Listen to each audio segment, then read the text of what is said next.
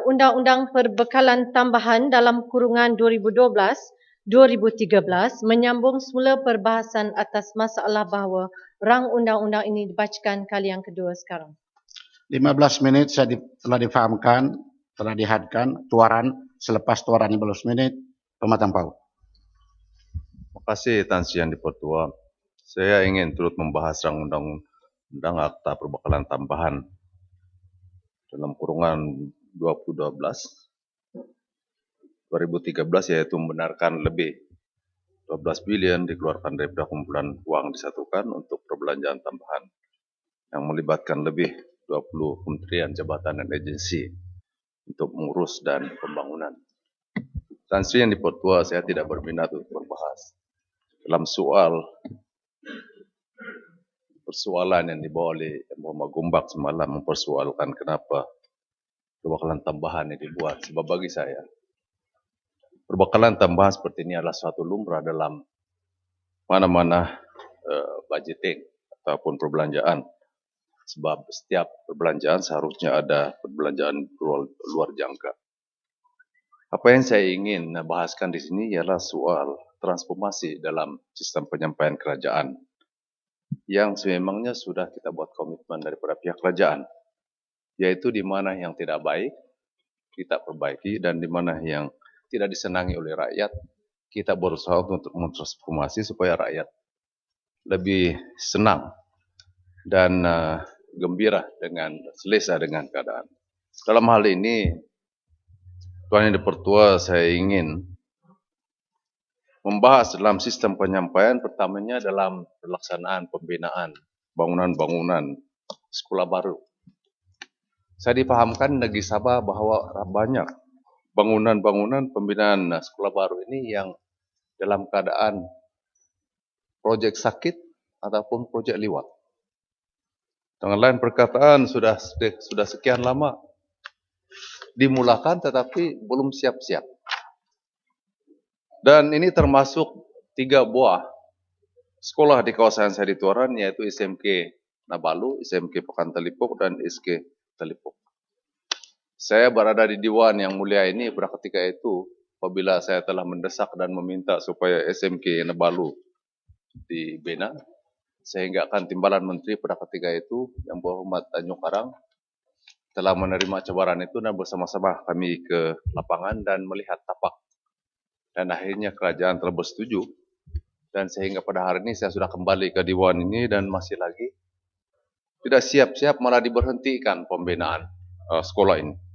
Saya juga dipahamkan pada ketika itu, saya tidak ada di Dewan ini, mantan Timbalan Menteri Pendidikan telah ke tapak situ, saya juga berada di sana dan beliau telah membuat janji yang kalau bangunan itu, pembinaan ini ataupun tenda tidak dikeluarkan beberapa bulan, dia mengatakan putung tangan saya dan sebagainya. Tetapi hanya pada hari ini rakyat mempersoalkan. Dan mangsanya kita sebagai wakil rakyat, seolah-olah kita yang tidak menjalankan tugas. Apa yang saya ingin persoalkan di sini ialah dari segi standard operating procedure dalam meluluskan satu-satu permohonan proyek. Apakah standard operating procedure dalam meluluskan proyek ini telah ditepati, telah diikuti? Contohnya pada hari ini, pembinaan bangunan ini telah dihentikan karena tiba-tiba pihak pemaju, pihak kontraktor telah diminta untuk membuat kajian ataupun menyerahkan laporan IAE, membuat balik satu soil investigation. Dan sementara waktu dihentikan pembinaan kerja-kerja membina bangunan. Tuan Yang di-Pertua, saya meminta pihak kerajaan supaya mengkaji semula soal standard operating procedure dalam meluluskan satu-satu proyek ini. Supaya IAI itu hendaklah dibuat sebelum desain, structural design satu-satu bangunan itu dibuat. Sebab syarat-syarat kelulusan proyek itu boleh dimuatkan dalam desain satu-satu bangunan sebagai satu mitigating measures dalam menangani mana-mana keadaan tapak bangunan. Dalam hal ini juga saya ingin bertanya pada pihak kerajaan, pihak kementerian, berapakah lagi proyek-proyek yang dalam keadaan sakit di negeri Sabah dan yang lewat. Dan saya ingin tahu apakah langkah-langkah yang sedang diambil dan akan diambil untuk memastikan supaya semua proyek-proyek ini dapat disiapkan pada masa yang telah ditetapkan. Saya juga ingin beralih ke satu tajuk lagi dalam Kementerian Pelajaran, melibatkan Kementerian Pendidikan. Ya, Tuan. Silakan. Ya. Terima kasih Tuan. Terima kasih Datuk Yang Dipertua. Setuju tak Yang Berhormat Tuan? Pokok punca masalah semua ini, projek lewat adalah dua. Satu, kronisme. Yang kedua, tiada polisi tender terbuka oleh kerajaan. Setuju tidak? Itu pandangan yang berhormat dan satu andaian. Ini soal itu pandangan yang berhormat, ya. Tidak ada bukti yang mengatakan ini soal kroni ataupun soal sama ada tenda atau tidak. Saya tidak tahu bagaimana proyek ini diluluskan sebenarnya menggunakan tenda ataupun dibuat secara runding terus. Ya. Saya tidak ada fakta dalam soal itu. Tuan Yang Pertua, saya ingin meneruskan beralih kepada satu tajuk lagi, yaitu dalam hal penempatan guru-guru. Dalam hal ini sudah sekian lama guru-guru daripada Semenanjung telah diberi insentif untuk berkhidmat di negeri Sabah kerana kekurangan guru yang berlulusan graduan di negeri Sabah. Dan untuk ini pihak kerajaan telah memberi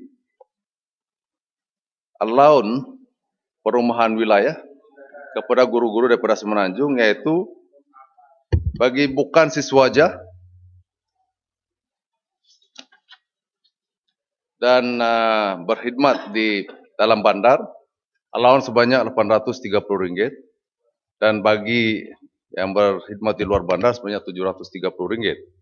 Dan bagi yang siswaja pula dan berkhidmat di bandar sebanyak RM930, dan yang berkhidmat di luar bandar sebanyak RM830. Manakala guru-guru daripada Sabah yang bertugas di Semenanjung dan di Sarawak pula, kadarnya ialah yang bukan siswaja cumalah RM180 dan yang siswaja RM250, dan bagi mereka yang berada dalam grade atas DG 44, kadarnya ialah RM400 ke atas. Keadaan ini telah membuatkan satu perasaan yang kurang senang di kalangan guru-guru di negeri Sabah. Kenapakah perbezaan kadar allowance perumahan tersebut? Kita paham bahawa pada ketika dahulu insentif telah diberikan kepada guru-guru daripada Semenanjung. Tetapi berikutan dan kenyataan yang berhormat Timbalan Menteri baru-baru ini yang mengatakan bahawa selepas ini graduan daripada institut daripada IPG tidak akan lagi diberi penempatan secara otomatik, sebab guru-guru yang dilatih di IPG sudah pun lebih daripada yang diperlukan. Ya, Muhammad Batu bangun. Boleh jelas sikit. Silakan. Ya, silakan. Terima kasih. Saya ingin dapat pandangan dari Tuaran. Sama ada betul tak kita masih kekurangan guru tempatan dari Sabah? Tidakkah selepas kita merdeka sekian lama, bolehkah kita bagi prioriti supaya kita bagi target pada satu tahap yang tertentu Sabah dapat self-sustain dalam pembekalan guru? Sebenarnya saya telah mendapat permohonan atau meminta sokongan daripada ramai graduan daripada Sabah, termasuklah graduan dalam bachelor pendidikan daripada universiti swasta seperti Unitar yang meminta ditempatkan. Dengan lain perkataan, sebenarnya di negeri Sabah saya amat yakin kita juga mempunyai graduan yang mencukupi. Dan suatu ketika dahulu mantan Timbalan Menteri Pendidikan pernah mengatakan yang guru-guru orang-orang Sabah tidak berminat dalam bidang pendidikan, dan waktu itu saya bukan di Dewan Yang Mulia ini, tetapi saya telah mencabar beliau. Saya mengatakan bahawa saya sendiri boleh membantu. untuk menjemput anak-anak muda Sabah untuk datang temu duga jika sekiranya ada temu duga terbuka. Dan temu duga terbuka telah dibuat di beberapa daerah, di Tenem, di Nabawan, di Sepitang, di Telupit, di Kudat dan sebagainya, dan beribu-ribu yang telah hadir terdatang. Nah, akhirnya yang diambil hanyalah sedikit. Ini membuktikan bahwa sebenarnya kita mencukupi, dan Anda yang mengatakan anak-anak muda Sabah tidak berminat menjadi guru adalah tidak benar. Ya, apa yang saya ingin nyatakan sini Tuan Dipertua ialah oleh kerana hari ini sudah mencukupi dan tidak lagi otomatik dari segi penempatan guru-guru yang lulusan IPG, saya ingin mencadangkan supaya selaraskanlah, biarlah laun perumahan wilayah ini dijadikan satu Malaysia. Maknanya yang dari Sabah datang ke sini, laun sama, yang dari Semenanjung ke Sabah biar sama, tidak perlu dibeza-bezakan lagi. Ya, seterusnya saya ingin pindah ke satu tajuk lagi, yaitu dalam hal pembelajaran dan pengajaran mata pelajaran tambahan, yaitu bahasa etnik. Kita semua maklum bahwa dalam bahasa etnik ini ada 3 bahasa yang diajar dalam sistem persekolahan Malaysia, yaitu bahasa Semai, bahasa Iban, dan bahasa Kerajaan Dusun. Saya ingin tahu selama ini berapakah sebenarnya perbelanjaan yang telah dibelanjakan oleh kerajaan mengendalikan ketiga 3 bahasa ini. Dalam pembelajaran bahasa Kerajaan Dusun, prestasinya begitu menggalakkan. Sudah 2 tahun diperkenalkan di peringkat SPM, dan dalam masa 2 tahun yang lepas, prestasi pelajar yang mengambil mata pelajaran ini peringkat SPM adalah begitu baik, yaitu semuanya di atas 90%. Begitu juga di peringkat PMR, prestasi begitu baik dari segi pencapaian pemeriksaan, semuanya pun atas 90%. Malang sekali pada hari ini, walaupun ramai yang berminat, dari segi guru-guru, dari segi pelajar yang mengambil mata pelajaran ini, tetapi oleh kerana kekurangan guru yang terlatih, dan oleh kerana bahasa ini diajar di luar masa mengajar, yaitu di mana di sekolah rendah hanya 60 menit saja diperuntukkan, dan di peringkat sekolah menengah hanya 90 menit. Maka guru-guru yang walaupun begitu bersemangat mengajar mata pelajaran ini, tetapi bilangan yang mengambil mata pelajaran ini masih lagi sedikit, dan perlu Tuan boleh mencelah sekejap. Silakan. Terima kasih. Terima kasih Tuan Speaker dan Ahli Parlimen Tuan. Berkenaan dengan bahasa Kadazan Dusun di sekolah, adakah dia mengelurukan kanak-kanak kita kerana dia adalah bukan dengan izin the usual linggo Francois bagi orang Kadazan, Dusun dan juga Murut. Bolehkah Ahli Parlimen Tuan mencadang kepada kerajaan untuk kemaskini dan membuat balik subjek ini, where dengan izin anak-anak murid kita ada peluang untuk belajar dalam bahasa Kadazan, Dusun dan juga Murut. Kedua, Ahli Parlimen Tuan, berkenaan dengan sekolah di Penampang, tolong sokong bahawa sekolah menengah di pendalaman Moyog dibuat secepat mungkin. Terima kasih. Dan soalan yang kedua itu yang berhormat punya tanggung jawab lah kan. Sebab itu kawasan yang berhormat. Ya.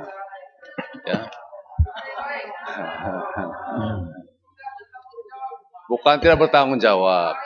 Hari itu saya sendiri mendengar yang berhormat Penampang telah meminta supaya dilaksanakan apa yang telah diumumkan oleh pihak kerajaan. Itu terpulang pada dia lah untuk terus memintalah. Apa yang tarik balik pula? Bukan saya tidak menyokong, itu tanggung jawab dan meneruskan. Saya ini pun cuma wakil rakyat seperti yang berhormat. Saya mewakili Tuaran, mewakili Penampang. Tidak ada hal. Ya. Ya, Tuaran. Dalam hal pembelajaran bahasa Kerajaan Dusun, saya ada beberapa cadangan di sini. Tapi saya ingin beri pembetulan pada yang berhormat Penampang bahwa kita tidak boleh lungguhkan Kerajaan Dusun dan Murut ini. Sebenarnya untuk makluman yang berhormat Penampang, bahasa Murut juga sudah mula ada projek untuk dijadikan sebagai salah satu mata pelajaran yang diajar dalam sistem persekolahan Malaysia. Itu satu. Apa yang aja sekarang ialah satu bahasa yang dinamakan bahasa Kadazan Dusun. Dan bahasa Kadazan Dusun ini adalah satu bahasa yang diadunkan daripada pelbagai etnik di negeri Sabah, daripada Tuaran, daripada Ranau, daripada Kudat, daripada Keningau dan sebagainya. Dan dia masih di dalam proses diperkayakan dari segi tata bahasa dan sebagainya. Apa yang saya ingin mencadangkan di sini, Tuan Deputua, ialah yang pertamanya supaya agihan guru ini ditambah dari segi latihan. Kita ada latihan guru-guru di UPSI, Tanjung Malim, dan juga 3 IPG di negeri Sabah. Tetapi dari segi pengambilan guru-guru latihan ya belum mencukupi. Saya dipahamkan di IPG Ken di kawasan saya di Tuaran hanya 20 orang dalam setahun dan perlu ditambah. Ya, begitu juga dalam peningkatan professionalism guru-guru yang terlibat. Sebab ramai daripada guru-guru yang terlibat ini adalah guru-guru yang mengajar dengan semangat, tetapi tidak ada latihan. Jadi dia perlu diberi latihan, termasuklah juga peningkatan dari segi bidang-bidang kemahiran dalam pengumpulan dokumen standard, penghasilan bahan atau membantu mengajar, serta dari segi pedagogi bahasa itu sendiri. Seterusnya dari segi tambahan peruntukan khas untuk penghasilan bahan membantu mengajar. Pada masa ini, bahan-bahan mengajar yang digunakan oleh guru-guru ini adalah hasil daripada inisiatif mereka sendiri. Ya, Gulung. Terima kasih, Tuan Deputua. Sedikit lagi. Dan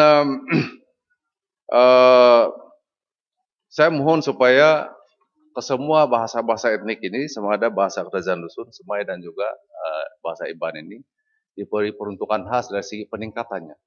Bilangan dari segi guru-gurunya, dari segi pengajarannya, dari segi penghasilan lebih banyak buku-buku ilmiah, termasuklah dalam hal-hal terjemahan. Karena masa yang tidak mengizinkan, khusus dalam hal ini, bahasa Kadazan Dusun ini, saya mohon supaya pihak kerajaan, saya ingin bertanya dalam di masa akan datang ini, adakah bahasa ini mau diperluaskan di sekolah-sekolah yang banyak permintaan, termasuklah di kawasan Labuan. Akhir sekali, Datuk Yang Dipertua, saya beri satu poin lagi, Datuk Yang Dipertua. Ya. Dalam hal ini, untuk mentransformasikan lagi Jabatan Perkhidmatan Awam, Datuk Yang Dipertua, banyak yang telah diperkatakan supaya kita pelbagaikan kita dari segi keanggotaan Jabatan Perkhidmatan Awam yang sekarang ini dilihat sebagai tidak mewakili semua suku kaum dan sebagainya. Saya ingin mencadangkan supaya dalam rekrutmen di perkhidmatan awam supaya jawatan kuasa ataupun panel penemu duga itu hendaklah dianggotai oleh lebih daripada satu suku kaum. Sama ada dari segi rekrutmen maupun dari segi kenaikan pangkat. Untuk memastikan supaya soal perwakilan etnisiti itu dapat diambil kira. Dan dalam hal ini juga saya ingin mencadangkan supaya perwakilan daripada Sabah dan Sarawak itu dimasukkan dalam panel supaya kita dapat memastikan adanya kepelbagaian di pernyataan. Sekian, saya mohon menjawab. Terima kasih. Ya, saya jemput Yang Mohd Permatampau. Silakan. Terima kasih, Ketua. Saya